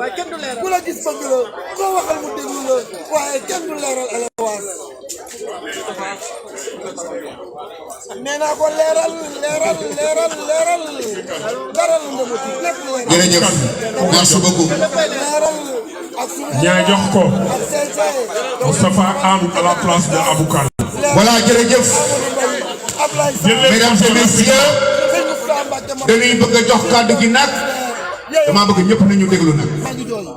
damay ñaan gars yi di calme rek ñu may ñu tuuti rek ñu dégloo tuuti rek. parce que nag ki nga xamante ni moom mooy sunu parrain d'honneur moom la ñuy bëgg a jox kàddu. El Hadj Gueye maa ngi lay nuyu mon frère. téye leen ko nii parce que président dafa war a jël kàddu daa ko taxaw nii. Mesdames et messieurs, dañoo tànn un monument. dañoo taamu une figure emblématique. dañoo taamu un homme de valeur. dañoo taamu un homme multidimensionnel. daal di koy darajaale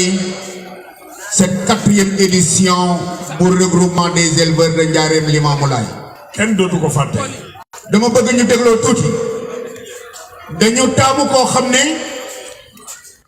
dafa mbappat ci élevage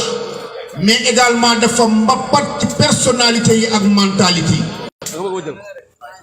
dañu taamu koo xam ne dafa bokk ci ñi nga xamante ni mën naa ne ñoom ñooy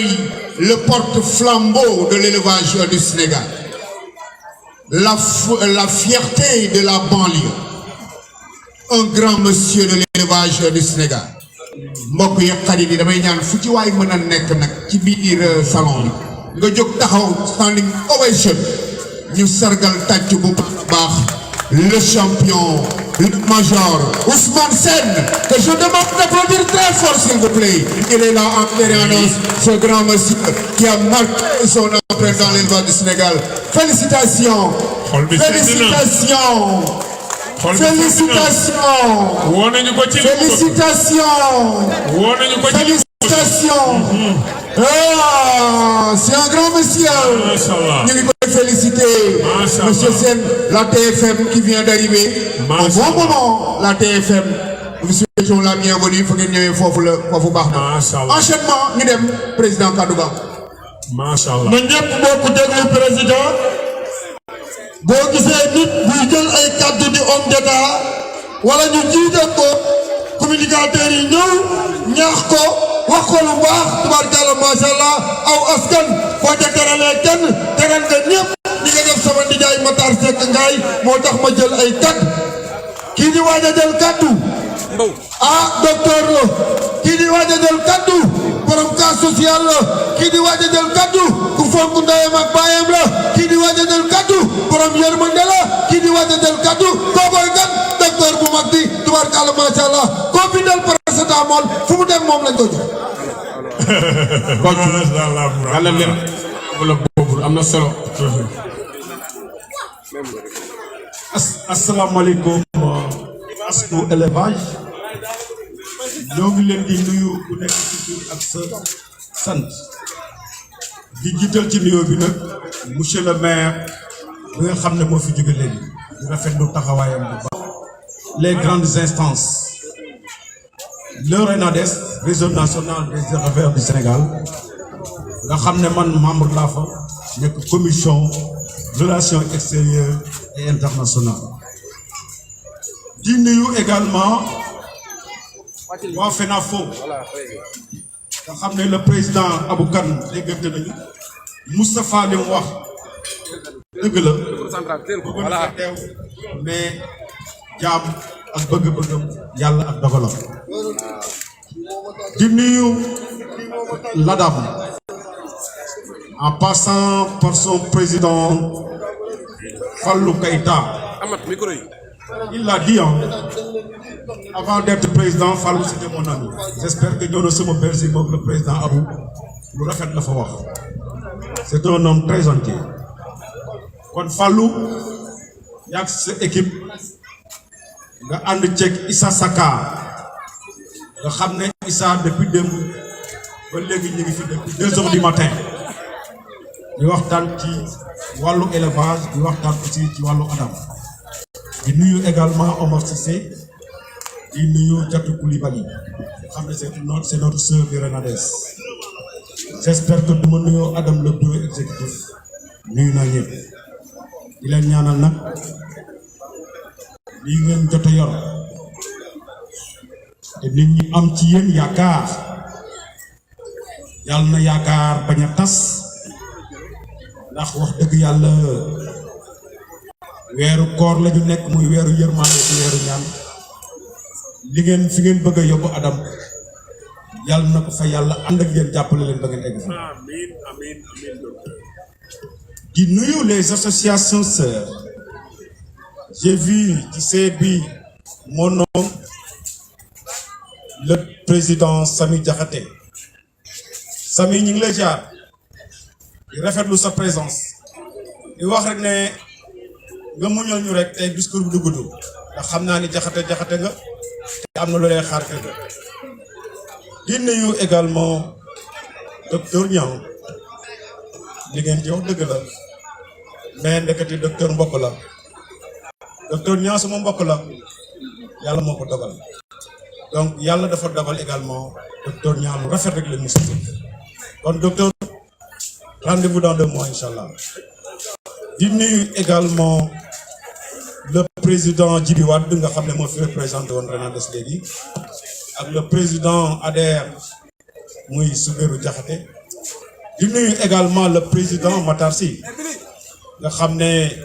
actuellement nii moo jiite rek ànd ak délégation bu mag dëgg yàlla ñëw ànd ak man ci sama bis ba. dañuy bañ a lim parce que ku lim jum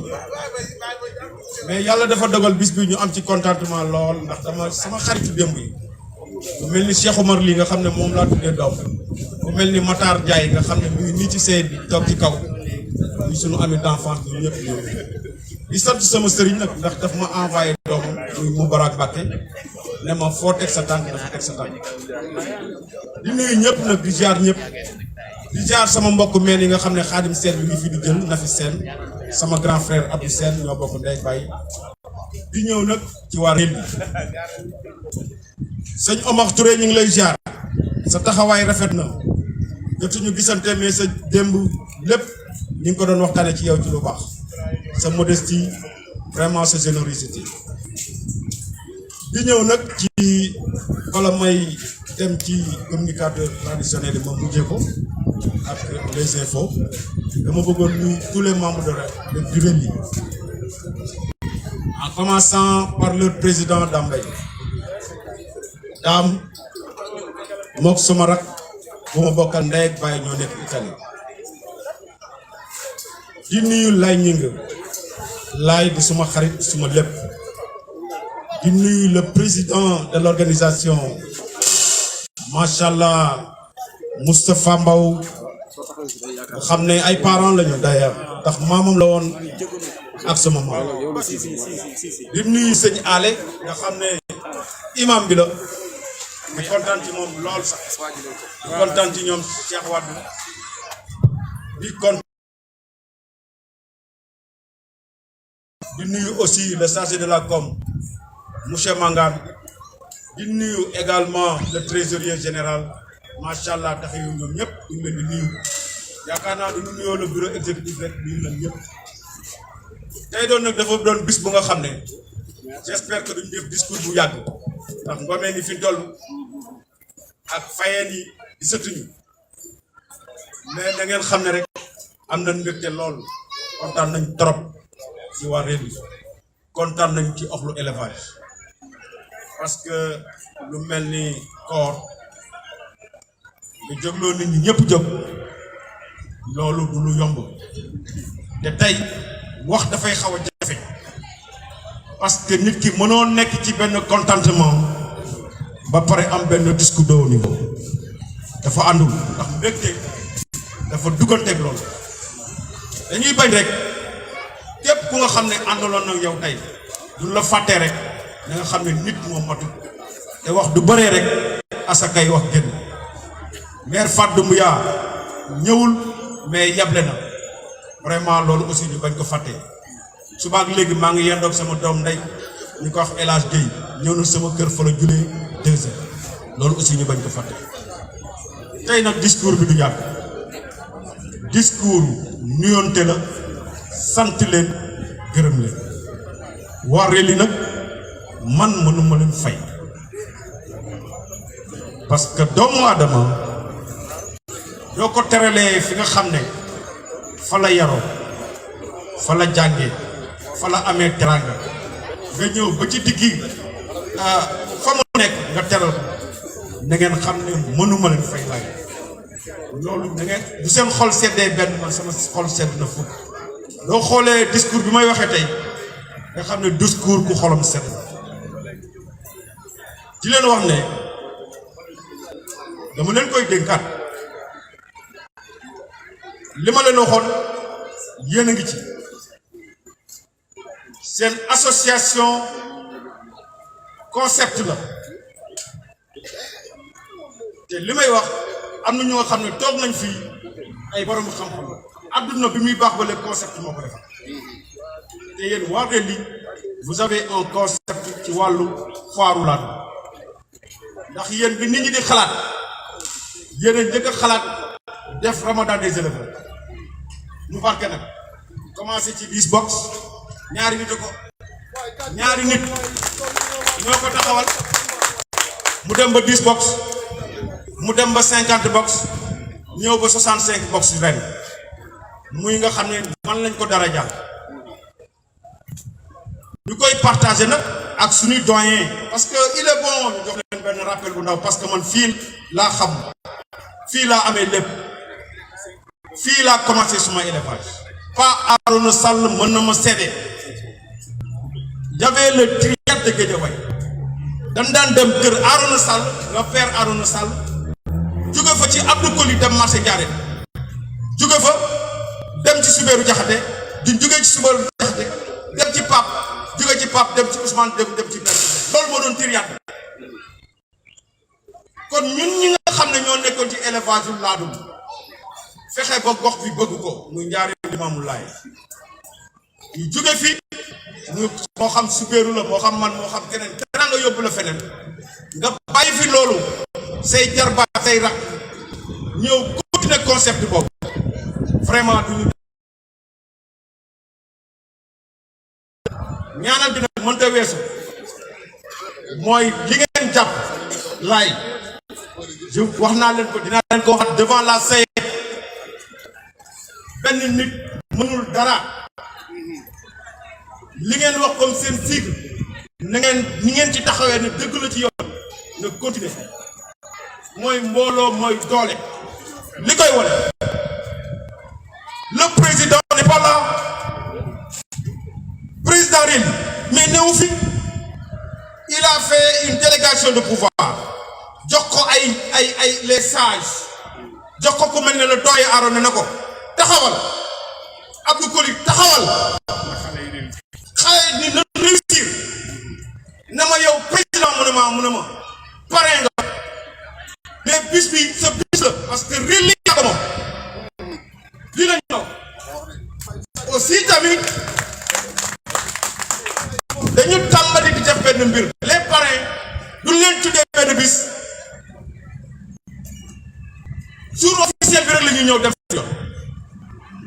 man di foire bi ubbee ba léegi ba 2 heures du matin maa ngi je suis Rellois moi je suis un pur Rellois mes amis sont derrière samay sœurs yaa ngi nii fii laa xam fii laa dëkk Latir Cissé mi nga xam ne dañ ko parrainé dem ñoo fi nekk ba 2 heures du matin Massaer Sylla je l'avais perdu de vue moo ma gis ne ma mais grand foo nekk ma ne ko maa ngi nii laaj ko mi ngi nii toog on était là depuis 2 heures du matin doyen moom duma ko wax le président docteur doom pa mook sama doom comme ay magara soxnaam woo na ma ainsi de suite j'en passe parce que ngome ni actuellement nii li may wax dégg pour tëj média yi fu élevage egg génn ko fa egg wallahi azim les traducteurs ñi nga xam ne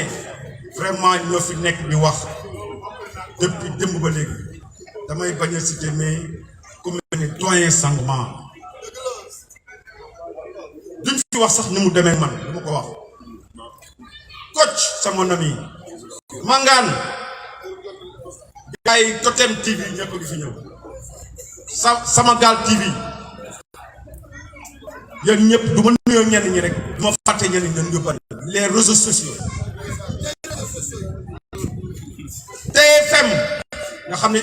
dañ ma def surprise parce que j'en avais parlé avec Mantouré mu ne Omar Mbow ak son acolyte Guédiawaye Info mu ne leen fexe leen ba président parrain bi di jël parole na ngeen teew loolu laa leen di ñaan Omar merci beaucoup Kocc TV Banlieue Actu yéen ñëpp ñu ngi leen di sant di leen gërëm parce que événement bi bu amee ampleur yéen ñoo ngi leen di gërëm di leen sant lenn nag dinaa leen ko wax poche bi bariwul mais seen déplacement tey kenn ku ci ne la koy jox leneen ci toogay mbokk samay nit dajale nañu ba am 500,000 yéen bi ëppoon na lool teg ko ci loxoy Renduwaay yemuma ci loolu nit woon na ma muy sama nawle sama xarit waroon présenté wu moo tax Sangomar bi ngay wax ne maa Iba Diagne doomu ndeyam la dama xamul yow inventé woo ko c'est une réalité mu ne ma président dama war a teew mais dinaa la yóbbu 200,000 nga bokk sa enveloppe nga joxal ma ko Renduwaay ba pare am na lu ma dégg lu nga xam ne du ma ko wax fii donc ça sera une surprise pour l'année prochaine ma jeexalee ci réew yi enveloppe bi maa ngi ko jox nag sama doomu ndey mi ngi nii El Hadj Gueye na ma ko joxal doyen Arouna Sall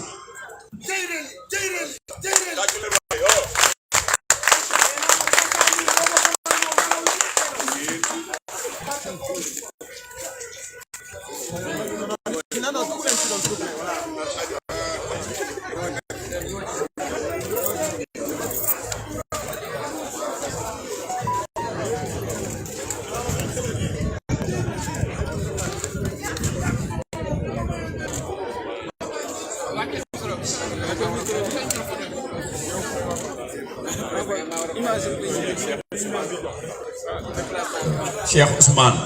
Sène major ñu ngi lay sant waa net ni ñu ngi lay sant yow li ngay defal ren li ngay defal élevage ëpp na ay milliards wax nga ko yow ci nga dëkk xel bu rafet ci nga dëkk physiquement guddeeg bëccëg ci ngay dëkk da ngay nekk xale yi ñoom laay ñoom ñëpp ba ay 2 heures du matin ba 3 heures du matin nga leen xelal donc loolu ëpp na ay milliards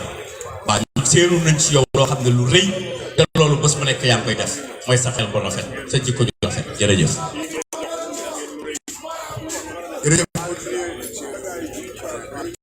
non on peut terminer mon ami mbir mi mat na jërë ngeen jëf. docteur Ousmane Sène ñaari doyen yi dañuy ñaan suñu ñaari doyen yi ñu jox la ñu cadeau waa ren ni muy doyen Biran Seck ak doyen Ibrahima Diong ñu taxaw jox la cadeau pour waa ren ni. Merci beaucoup, mesdames et messieurs. Ainsi prend fin la fête di leen wax nag ni enveloppe bi s'il vous plaît avant ngeen di dem rek ngeen may ñu rek ñu yeggali loolu enveloppe bi waa JEP ñoom ñoo ko defoon daaw fekkee déwén baaxantalaat nañu ko yëkkati nañu beneen enveloppe teg ko ci loxoy Mangane pour mu teg ko ci loxo ren li enveloppe baa ngi nii donc waa JEP encore merci beaucoup pour loolu nga xamante ne muy geste bu noble boobu nga xamante ne def nañ ko El Hadj Gueye jege si nii taxawal nii sunu wet damay wax rek ne mesdames et messieurs dama am yóbbante boo xamante ne du ñu tëj te waxuma ko le président Mbaye mi ngi remercier vivement tous les membres de Renli, mais également de remercier tous les parrains, mais également de remercier tous les exposants sans exception aucune. Di sant ñëpp di gërëm ñëpp